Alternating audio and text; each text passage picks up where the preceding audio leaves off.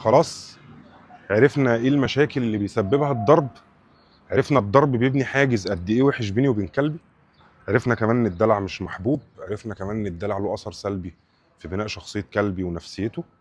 النهارده جاي اتكلم معاكم عن الفرق بين حاجتين مهمين جدا ناس كتير بتتلخبط فيهم، هما الحزم والشده.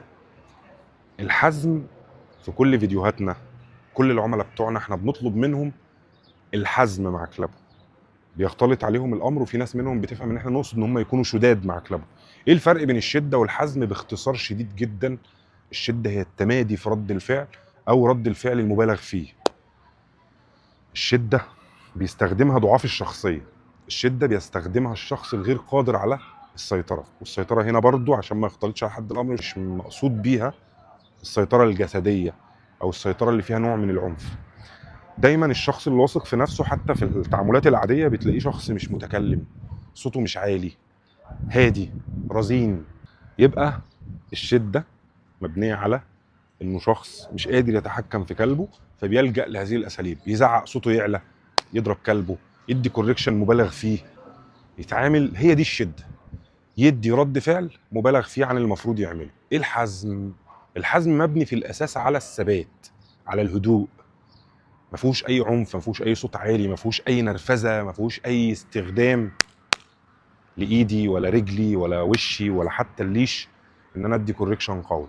الحزم هو تصميمي على الحاجه اللي بطلبها من كلبي، هو ده اللي بيخليه يستسلم من فكره انه يقاوم الطلب بتاعي. الحزم مرتبط جدا بالاسلوب الاول من العقاب اللي شرحته لكم في الفيديو اللي فات، وهو منع المكافاه. يعني هضرب لكم مثال بسيط، لو انا قلت لكلبي ست وما قعدش، ناس كتير قوي كلبه ما قعدش يقعد يقول له ست ست ست ست ست ست ست. تكرار الامر هنا بيوضح لكلبي ان انا مش قادر اخليه ينفذ الامر. كمان بيعوده انه يسمع مني الامر اكتر من 5 مرات و6 مرات و10 مرات وينفذه او ما ينفذوش. طيب المفروض اعمل ايه؟ استخدم الحزم ازاي في نقطه زي كده؟ طبعا انا بتكلم عن كلب حافظ اوريدي امر ست، حافظه كويس، مش انت لسه بتعلمه له. طيب طلبت منه امر ست، هو سابني وجري او ما عملش امر ست، فضل واقف زي ما هو.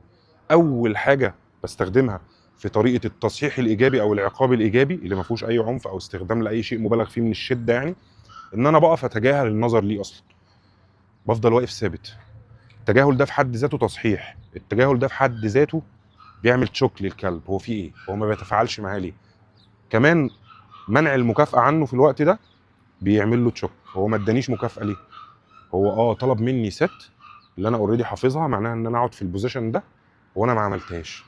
الدقيقه اللي بتسيب الكلب يفكر فيها او الدقيقتين او الثلاثه، ورفضك التام حتى عن النظر ليه والتواصل معاه لفظيا او حتى جسديا، ما امسكوش بالعافيه واقعده، ما شدوش بالليش واقعده، كل ده يندرج تحت الشده. الحزم باختصار انا وقفت عملت كده، مفيش مكافاه، مش هبص لك، مش هلعب معاك، مش هطبطب عليك، انا طلبت ست.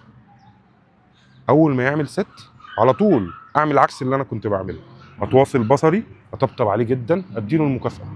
هنا يفهم ان انت مش هتحصل على الكم ده من المكافآت والحاجات اللي انت بتحبها الا لما تكون مطيع ليا، وده اللي بيولد عند الكلاب سرعه الاستجابه اصلا في الاساس، هو الحزم ده. بس جربوها مع كلابكم وقولوا لي ايه الاخبار. وما تنساش لو عجبك الفيديو واستفدت منه حاجه اعمل لايك وكومنت وشير عشان غيرك يستفيد.